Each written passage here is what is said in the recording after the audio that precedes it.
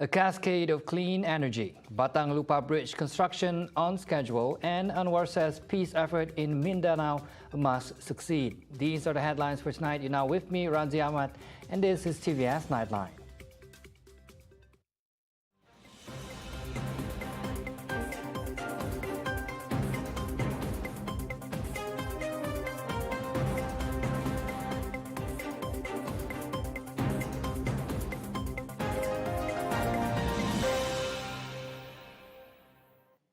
Hydrogen demand continues to grow with its momentum remaining strong over the past decades. Hence, Sarawak is ready to share its experience in the field of renewable energy generation for mutual benefits in terms of environmental and economic sustainability. Armed with the experience of developing 3 hydro stations in Batang Ai, Sri Aman, Bakun and Murum, the knowledge would facilitate in the construction of the Nusantara Dam, as Sarawak is currently exporting electricity to West Kalimantan, apart from the Borneo grid that comprises of Brunei and Sabah. Premier Sarawak Dato' Patinggi Dan Sri Abang Johari Tun Openg said during his visit at the invitation of the management of the PT Kayan Hydropower Nusantara PTKHN, which will develop the largest hydropower station in Indonesia on the Mentarang River, located 35 kilometers upstream from Malinau. Also present were Deputy Premier Dato' Amar Awang Tengah Haliasan and Deputy Minister for Energy and Environmental Sustainability Dr. Hazlan Abang Hibni. Meanwhile, Indonesian President Joko Widodo will officiate the groundbreaking ceremony for the strategic project estimated to be worth $2.6 billion. Sarawak Energy Berhad, a partner in the project, will produce 1,375 megawatts of electricity for the industrial zone in North Kalimantan. The dam construction will begin in the first quarter of 2024 and it is expected to be completed by the end of 2029 and will be fully operational the following day. The construction of Malaysia's longest river bridge, the Batang LUPAR 1 bridge, is right on schedule. In fact, Deputy Premier Dato' Amar Douglas Uga Ambas is confident that the 848.7 million ringgit bridge could be completed earlier than its scheduled completion date of 7 July 2025, despite the recent spates of rainy weather and rough sea conditions. Met at the site on Wednesday, Uga said he was satisfied with the work progress. He said currently the progress of the 4.8-kilometer bridge is at 16.59% against the planned progress of 20.71% as per schedule. He added that the project construction would be expedited with more workers coming in. On project monitoring, Uga, who is the Minister of Infrastructure and Port Development, MIPD, said his ministry and the State JKR would continue to monitor closely the implementation of all approved projects. Similarly, Uga visited the Batang Saribas 1 and the Batang Saribas 2 bridge projects. The 1.55-kilometer long Batang Saribas 1 bridge, costing 375.5 million ringgit, is targeted to be completed by the 22nd of May 2024. Its current work progress is at 62.51% against the planned schedule of 61.61%. On the other hand, the 385 million ringgit 4.2-kilometer long Batang Saribas 2 bridge is scheduled to be completed by the 24th of May 2025, with current progress at 11.22%. Now, efforts to attain peace in Mindanao, southern Philippines, have to succeed because their failure could affect not only the Philippines and Malaysia, but also the whole region. The Prime Minister Dato' Sri Anwar Ibrahim applauded Philippine President Ferdinand Marcos Jr. for making great strides to ensure the peace process in Mindanao would be successful. Anwar said the peace process has to succeed because it not only affects the Philippines and Malaysia, but also the region. According to him, there are immense opportunities to be reaped by both countries should efforts to attain peace in Mindanao succeed. The Prime Minister said Malaysia remained committed to playing a constructive role in the peace process in Mindanao. He said this at a joint press briefing after holding a bilateral meeting with Marcos at Malacanang Palace here. Anwar arrived in Manila today to begin a 2-day official visit, his fifth to ASEAN countries after becoming Prime Minister late last year. Earlier, Anwar attended an official welcoming ceremony at the Malacanang Palace and inspected a guard of honor mounted by 165 soldiers of the Philippine Armed Forces. Anwar is accompanied by his wife, Dato Sri Dr. Wan Aziza Wan Ismail, and several cabinet members on the visit.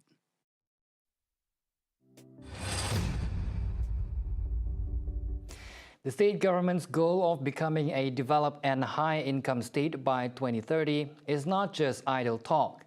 Now, Deputy Minister in the Sarawak's Premier Department, Integrity and Ombudsman, Dato Dr. Juanda Jaya, said the state government is implementing a multitude of initiatives and efforts to realize this vision. However, ordinary people would also have to play a role. Yang disebut oleh Yang Berhormat Premier kita bahawa masa depan Sarawak itu cerah, dia bukan omong kosong. Ya, kita berusaha sebaik mungkin. Tetapi pada masa yang sama, kita juga mahu rakyat faham perkara itu. Rakyat perlu nolong kerajaan. Nolong kita ni di antaranya penerapan budaya dan nilai budi. He said this in a speech when officiating the Tour of Integrity Lundu District Series 1 2023 Kuching Division at the Lundu Community Hall today. Meanwhile, commenting on the establishment of an Integrity and Ombudsman unit, Juanda said a program called the Community Integrity Building, CIB, is being implemented that acts as the eyes and ears of local authorities. CIB itu kita minta komuniti nolong pihak berkuasa tempatan dan pihak kerajaan memastikan kontrak-kontrak kecil yang diberi dilaksanakan di pihak akad undi dilaksanakan oleh kontraktor sebagaimana sepatutnya. He added CIB was launched last year and implemented in 5 local authority jurisdictions. The program will be expanded to other areas this year. Now, every community leader is urged to report to the relevant authorities in the event of any project delays in their respective areas. According to Tanjung Datu Assemblyman Azizul Anwar Adnan, this is because there are no more excuses for not finishing projects affected by the COVID-19 pandemic. Adalah menjadi tanggungjawab Kabupaten Papua untuk melaporkan perkara tersebut kepada agensi yang berkaitan. Ini adalah untuk memastikan agar semua projek yang dilaksanakan adalah mengikut jadual dan spesifikasi yang ditetapkan. Tetapi di sini kita pun sedia maklum bahawa tahun 2020, 2021 dan 2022 kemungkinan banyak projek terkesan akibat pandemik COVID-19. Jadi sememangnya kita akan melihat beberapa projek yang mungkin ada sedikit lambat. Tetapi dia bukanlah menjadi satu saja alasan untuk projek tersebut tidak disambung semula. In the meantime, he hopes that all community leaders, especially in Lundu, play their own roles in monitoring the social activities of their communities. He explained that this is important to ensure the locals enjoy continuous prosperity. Semua komite masyarakat dan kita semua harus peka dengan permasalahan masyarakat di kawasan kita.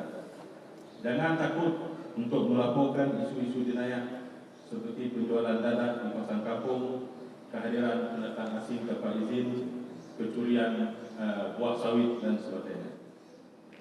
Saya percaya pihak kerajaan negeri Sarawak amat komited untuk membentuk dan membudayakan masyarakat berintegriti yang meliputi semua peringkat. He said this when speaking at the launching ceremony of the Tour of Integrity Lundu District Series 1 2023 Kuching Division at the Lundu Community Hall today.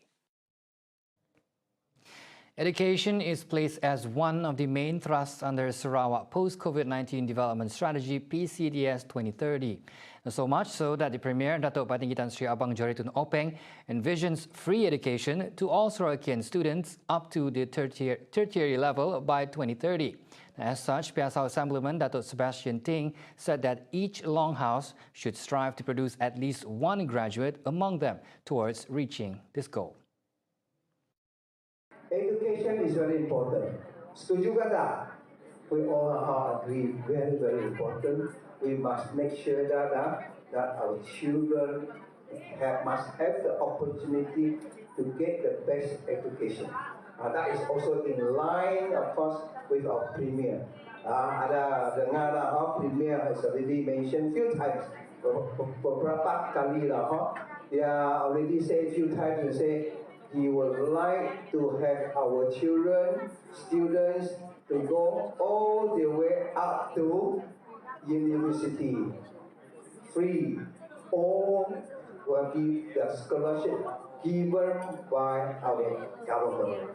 He said this during the MIRI Media Appreciation Night 2023 on Tuesday. Thing added currently many longhouses have already produced many graduates, and parents should ensure that their children have the opportunity to get proper education. The number of flood victims continues to rise as more and more people are evacuated to temporary evacuation centers, PPS, in many areas in Sarawak. According to the Sarawak State Disaster Management Committee, 282 people were placed at 6 PPSs as of 7 a.m. this morning. Now, earlier, Batu Kitang Assemblyman Loh Kier Chiang visited the flooded areas in his constituency to get updated on the current situation.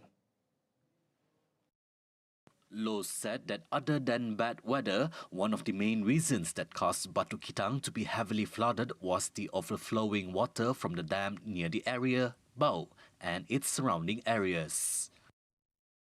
Semalam sini memang banjir teruk lah sini.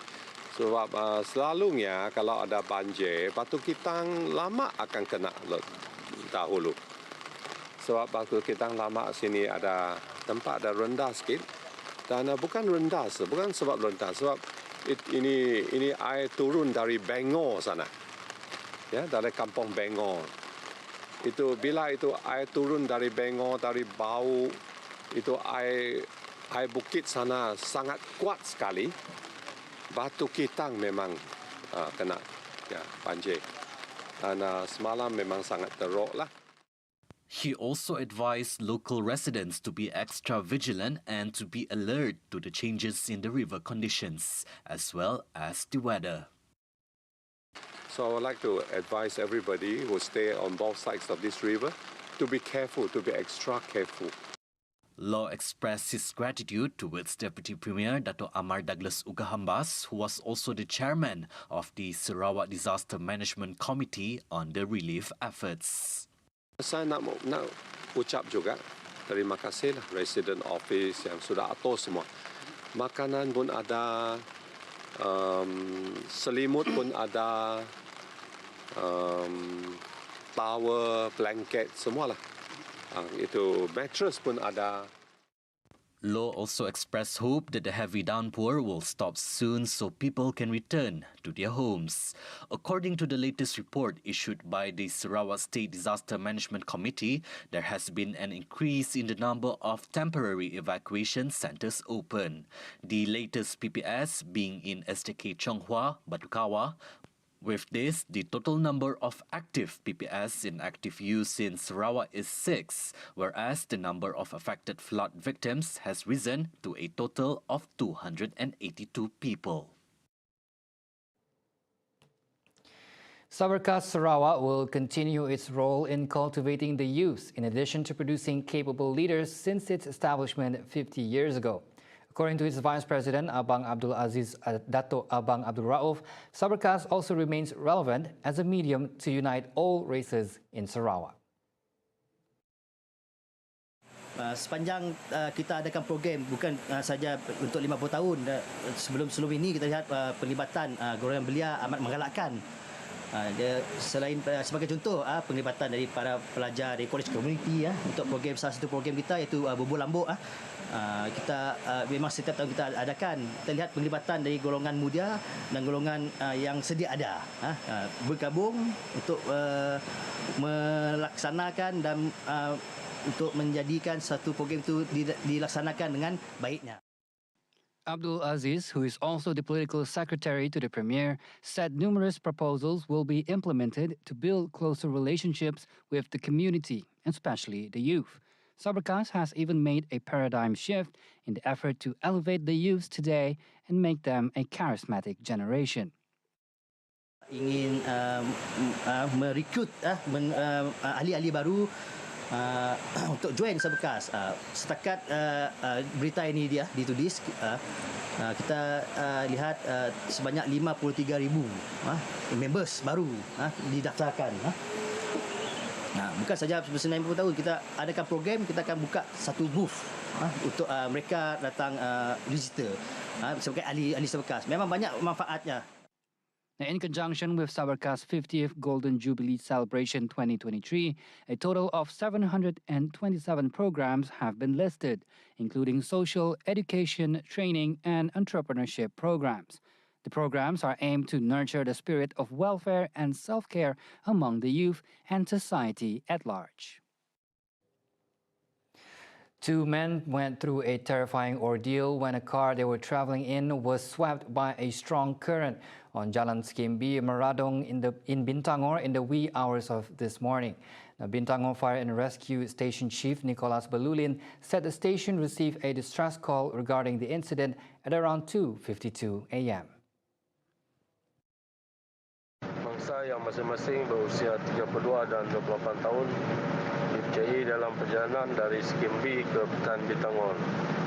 Ketika melalui laluan yang sudah ditenggelami air, enjin kereta mangsa mati, manakala kedua-dua mangsa masih terperangkap di dalamnya.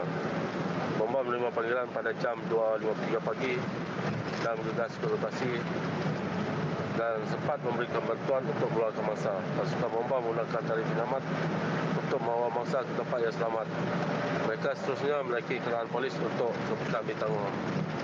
He said this when contacted by TVS on Wednesday. According to him, the fireman used a rope to pull the victims to safety. He further reminded the public to be vigilant during extreme weather conditions to avoid untoward incidents. Kereta jenis Honda City itu dihanyutkan arus deras akibat daripada limpahan air yang melimpahi jalan raya di Jalan Skimbi akibat hujan lebat yang berterusan. Kereta tersebut telah dihanyutkan air sejauh lebih kurang 50 meter dari jalan raya. Kita bersyukur bangsa terselamat dan berjaya keluar dari kenderaan tanpa sebarang kecederaan. Coming up right after the break, expenditure control to assist in revenue, and a Malaysian field hospital, the prime focus in Adiyaman, Turkey. Right here on TVS Nightline, stay tuned.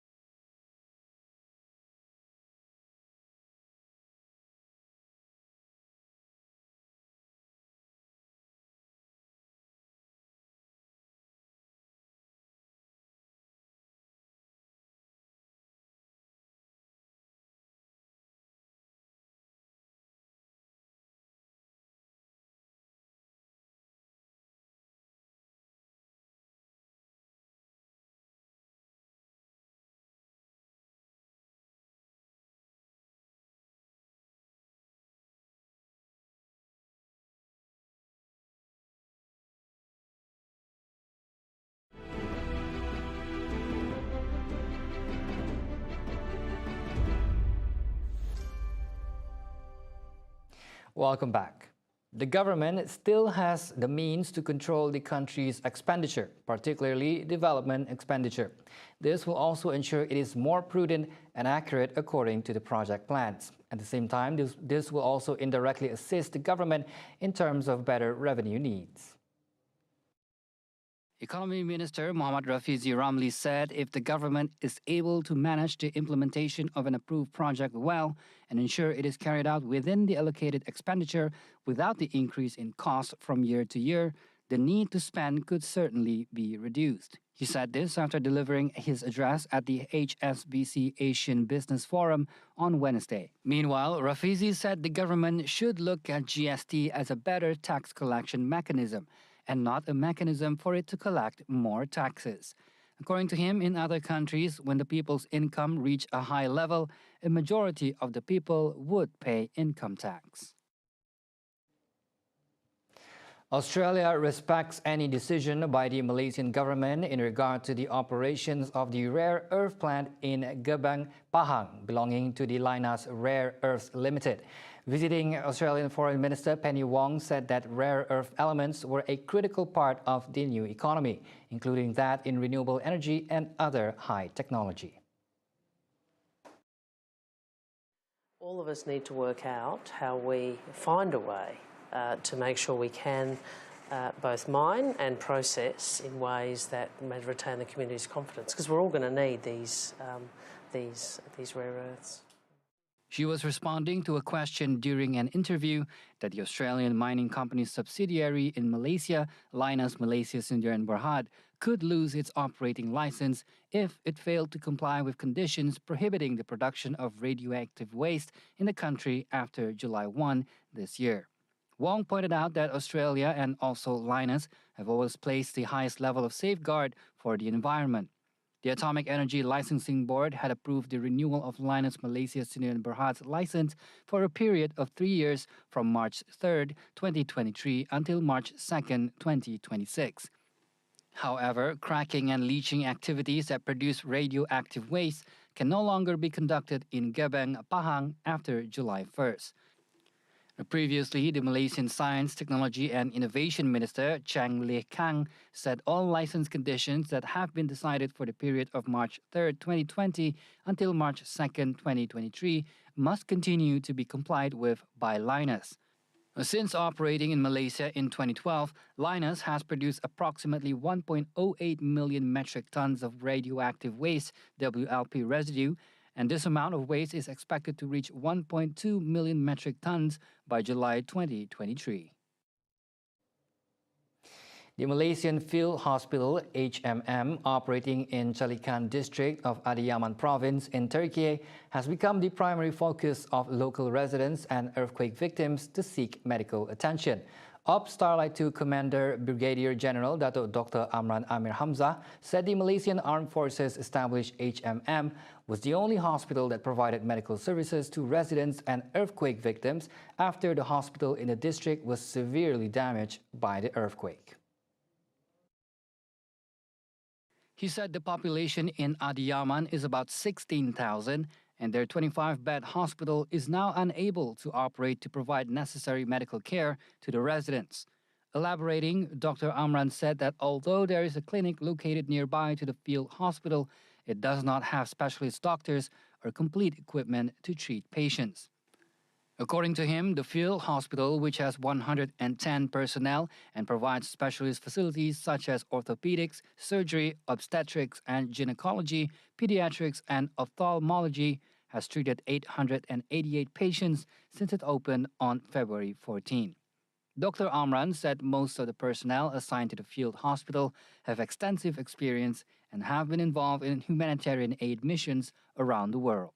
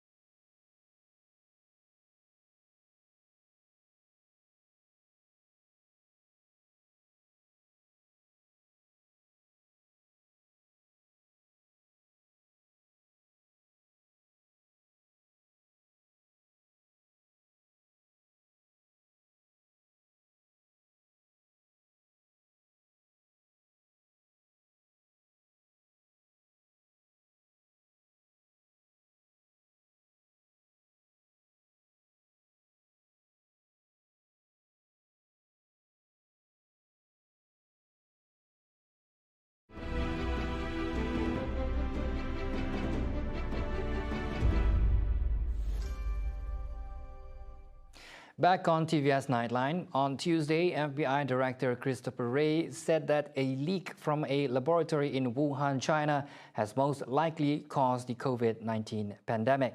His comments follow a Wall Street Journal report last Sunday that the United States Energy Department has assessed with low confidence the pandemic resulted from an unintended lab leak in China. However, China has dismissed the statement and called on the United States to stop politicizing the origin issue. 美方再次翻炒实验室泄漏论，抹黑不了中国，只会进一步拉低自身的信誉。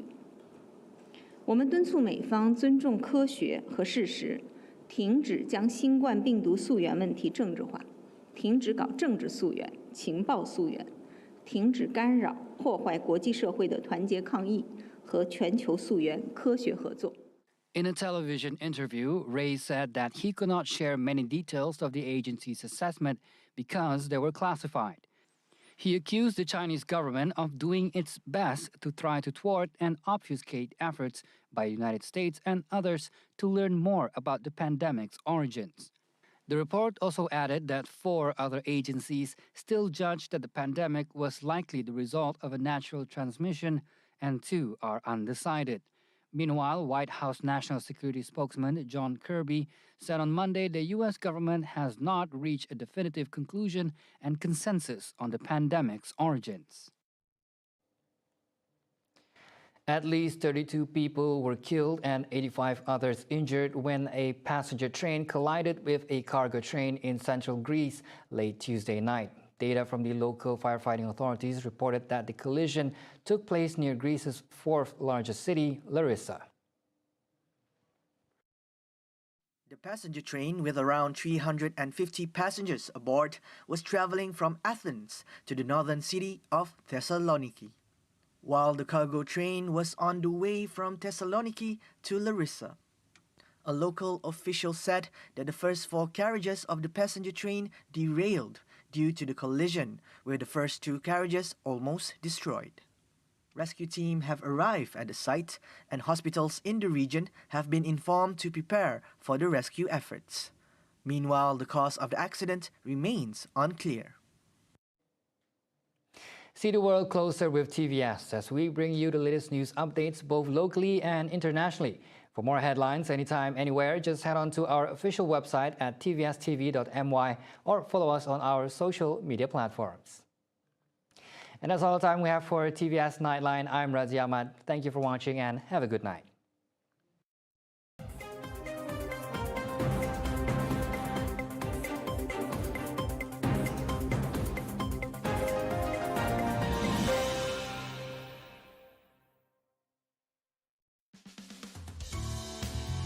Malam ku bermimpi. Mimpi apa ya? Mimpi kami tu nak masuk pertandingan kokey tapi 16 orang dalamnya. Kakak pasal 16 ya. Ada sikit news tu 16 tahun 16 saat. Esok bersama dengan Johan Ghazali baru je menang umur 16 tahun. Dah menang untuk first match debutnya lawan Pad esok dalam 16 second aja. 16 second ya.